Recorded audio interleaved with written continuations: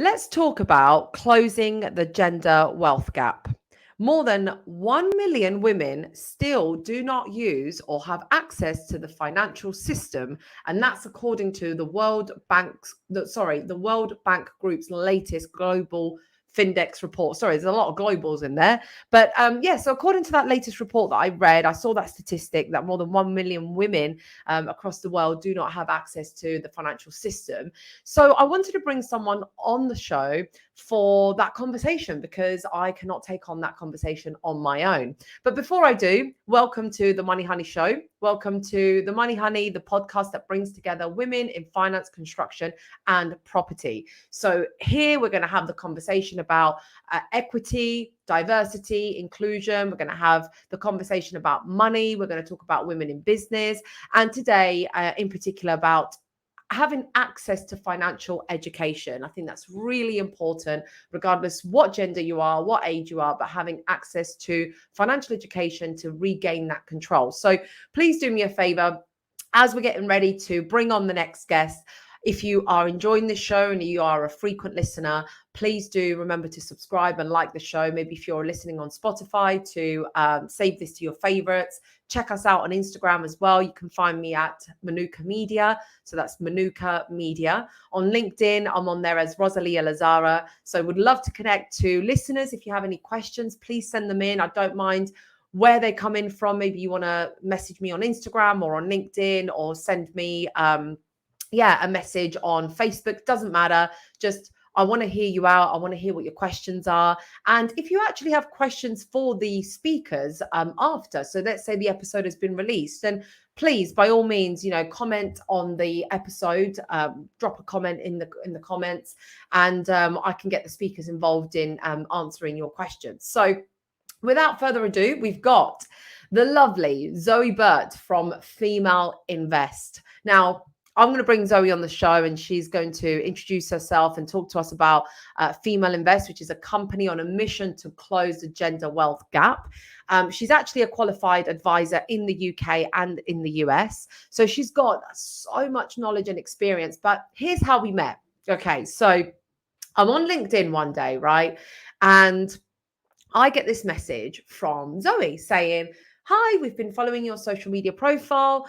We like what you're about. We can see that you're doing content and personal branding for financial advisors.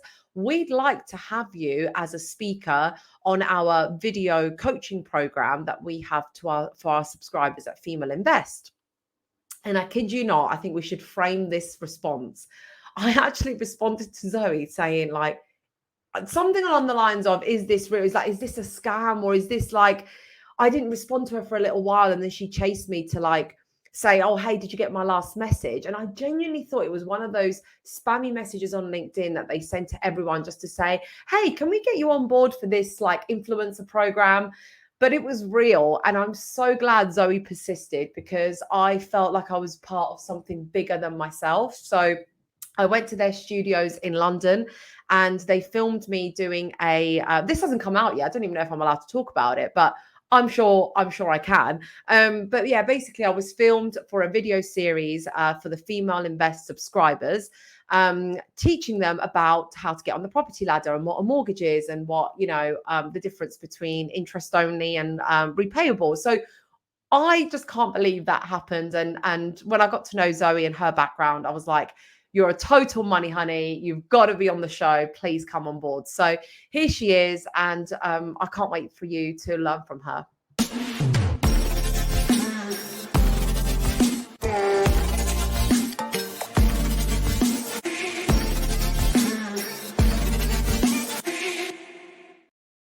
Hi, Zoë. Hi, Ros. Lovely to be here. Thank you so much. Thank you. You're on the opposite side of the seat now. So this time you're in the hot seat. Whereas last time you were interviewing me. Yeah, bit different for me. And I apologize. As soon as we've gone live there, I can hear a beeping from outside, but it's just now. This always goes that way whenever you go live, and suddenly a bin lorry pulls up. But no, honestly, I can't even hear it. So actually, you're all good. I can hear you. The sun is shining. So how's it going over there in London and at Female Invest? How's the team? Everything's fantastic, thank you. And yeah, thanks for the introduction there. It was really, really nice to hear your take on it. As I say, when we reached out and first connected with you, we were so excited to have.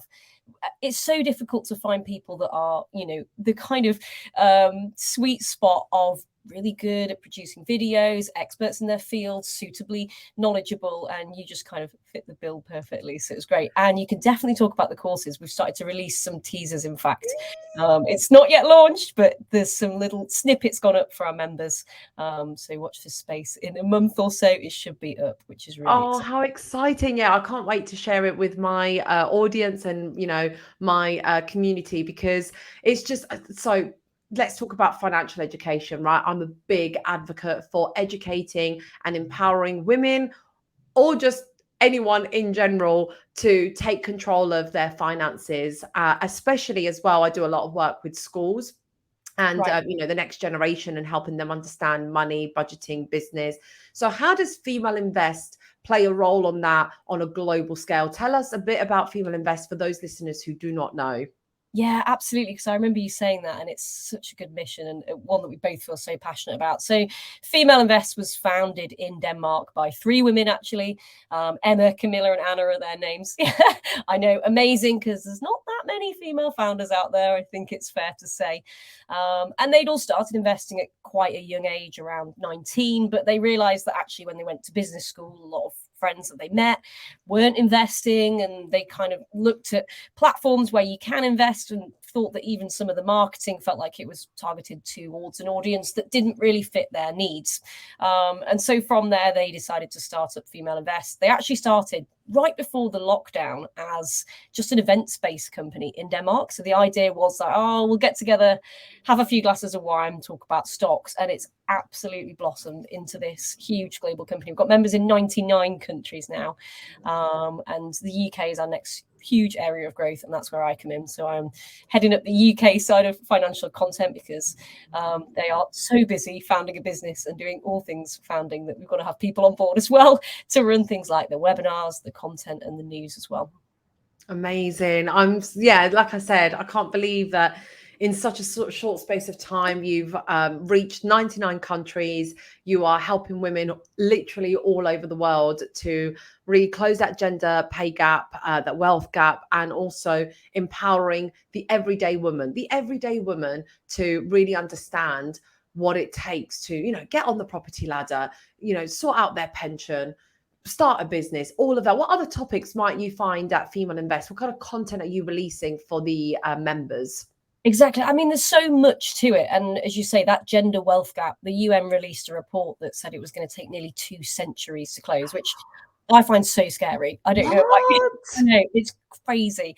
And I feel like we were lucky enough to perhaps grow up in an era where I didn't think I was that much different to my brother. I thought we had very similar opportunities, same as, you know, male friends that you sat next to in class. Even when we went to uni, I didn't really think that the gap was going to be so big. So to think it's going to take 2 centuries to close our wealth is pretty astounding.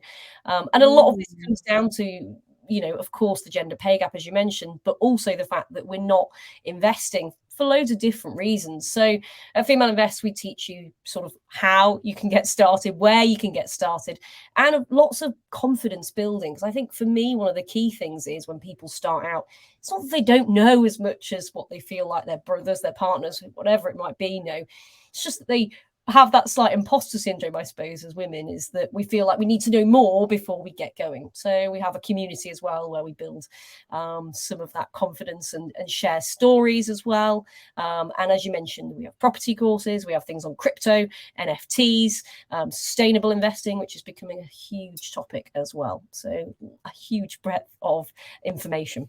Love that. Yeah, that is some juicy subjects in there. So how does it actually work then? How would I benefit from what you guys are working on?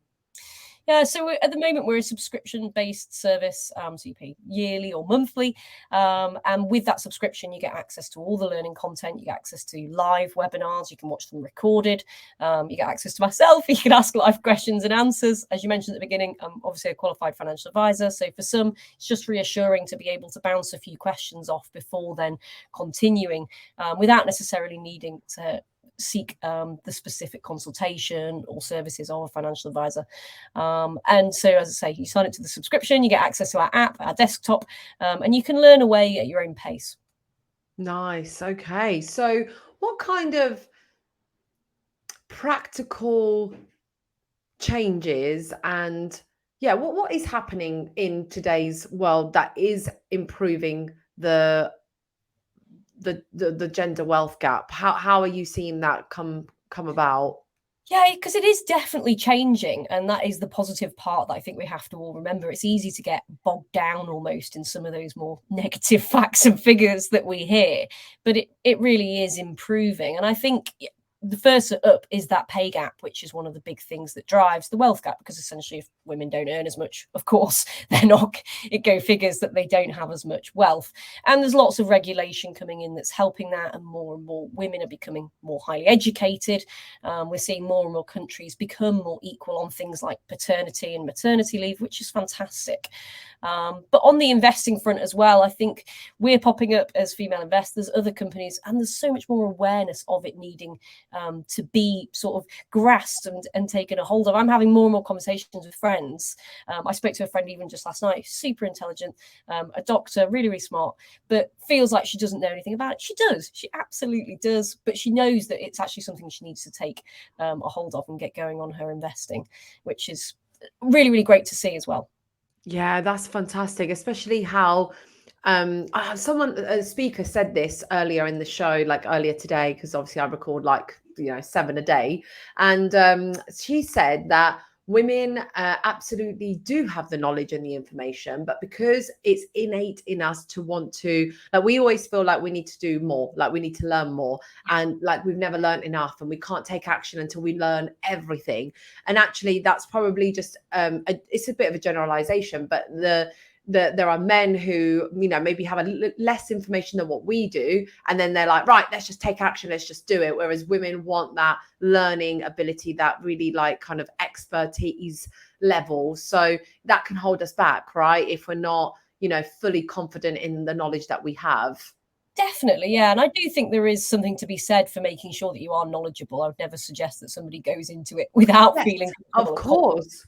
But I do think we, particularly as women, think there's going to be some magical moment where it all falls into place and we know it all and then we're ready to go. And that just doesn't happen. It's a constant process and journey of learning. But I think some of it also benefits us, which is what we forget, in that we female fund managers often outperform male fund managers. Wow.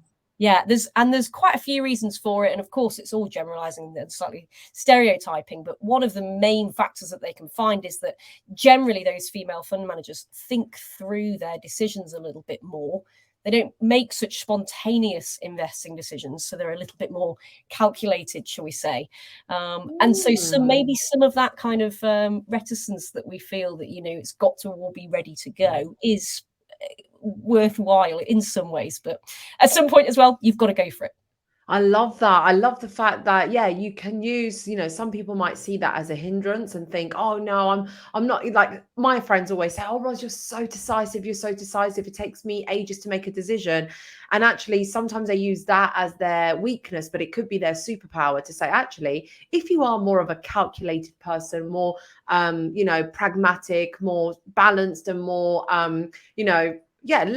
less spontaneous, let's say, to use your word, then actually that could stand you in good stead for other reasons. So there is no good and bad. It's just knowing what your power is, right? And knowing how you make decisions and how you can apply that to investing, to, buying your property and things like that. So I want to ask you that, because you guys are in 99 countries, right? Which country may or may not have the information about this, but which country is getting it right? Oh, that is a really good question. Yeah, which you're not going to move there. Oh, it's a big one. And I think in terms of getting it right, what does that actually mean? Okay.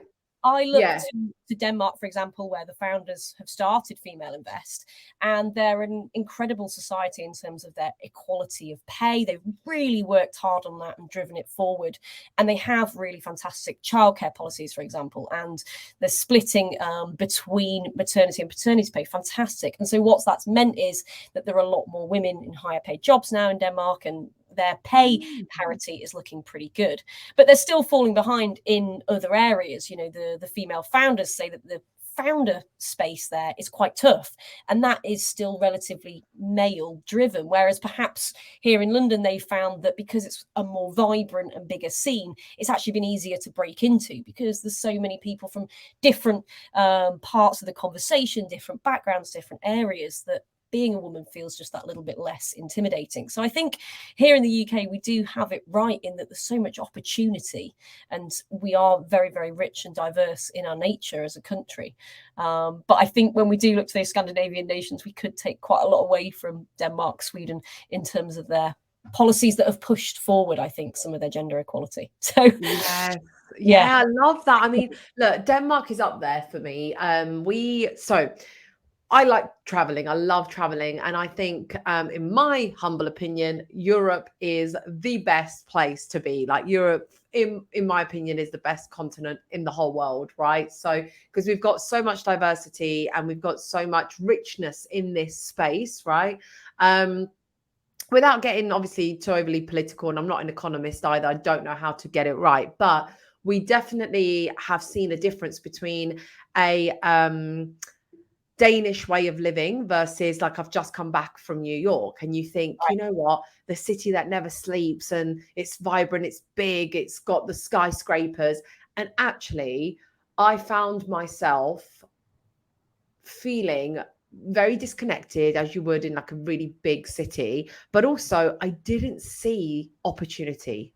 I didn't see richness. I didn't see diversity, right? I saw tourists mainly, but in Denmark or in London, I can see how the choices of that country are positively impacting the business owners, or, you know, families who want to have diversity. I definitely saw that. Like, I've been to Copenhagen. Like, I thought that was a city I was like, I could live here. I could totally live here. Or even Amsterdam.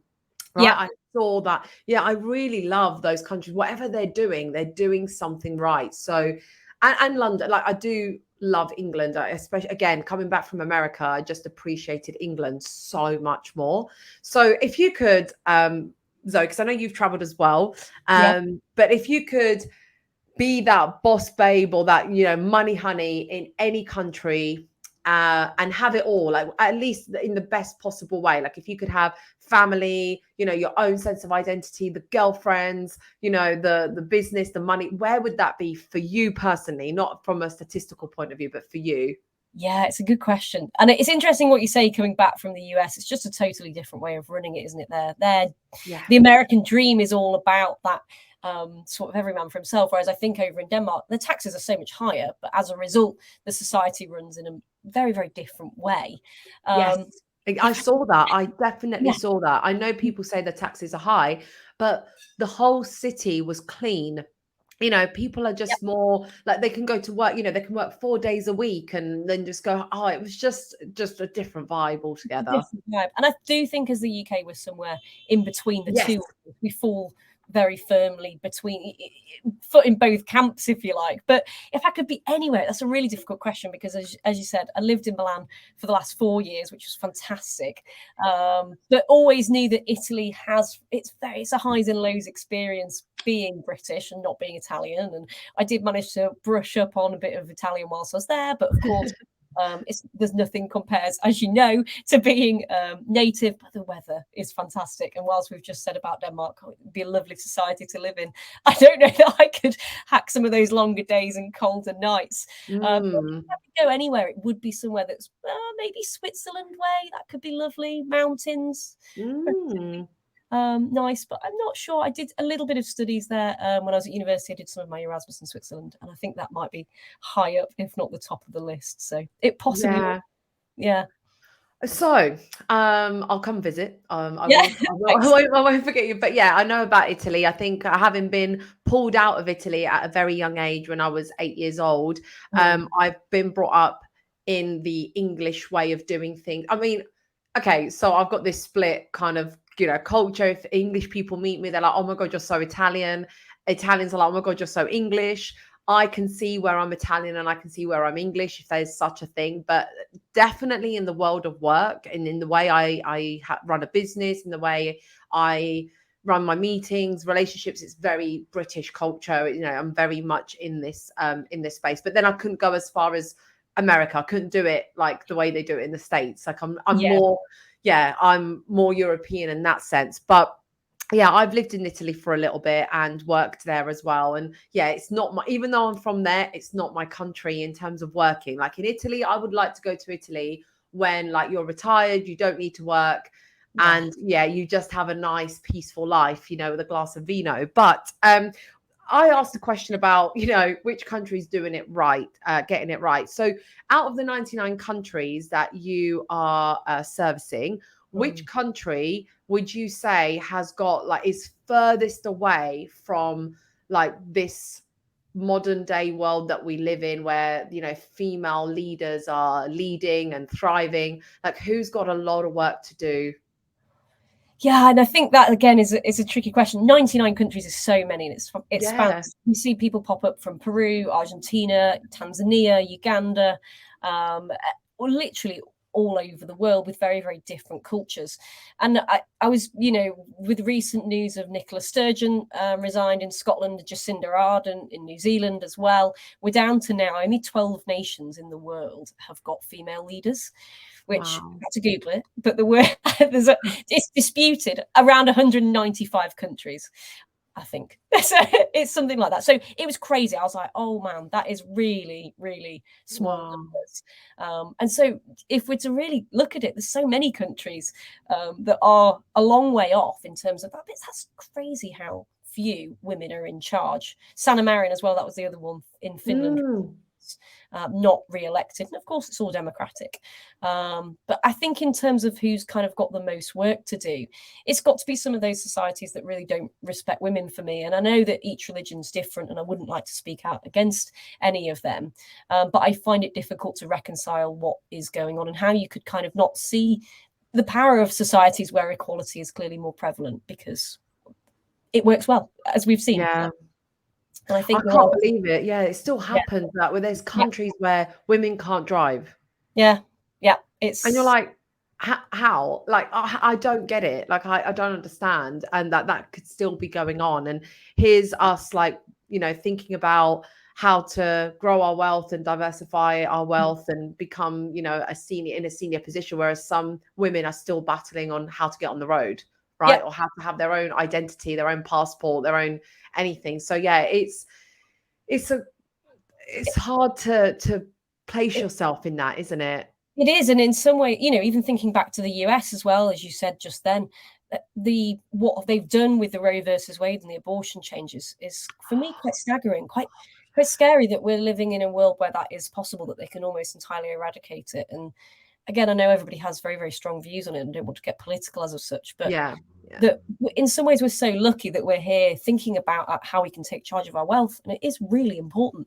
But at least that's something that we can be focusing on, and we're not having to focus on bigger issues like that, where, in my opinion, you know, women's rights are really being taken away from them, and we're taking a step back as of such, which is quite scary that we're 2023 and that's what's happening.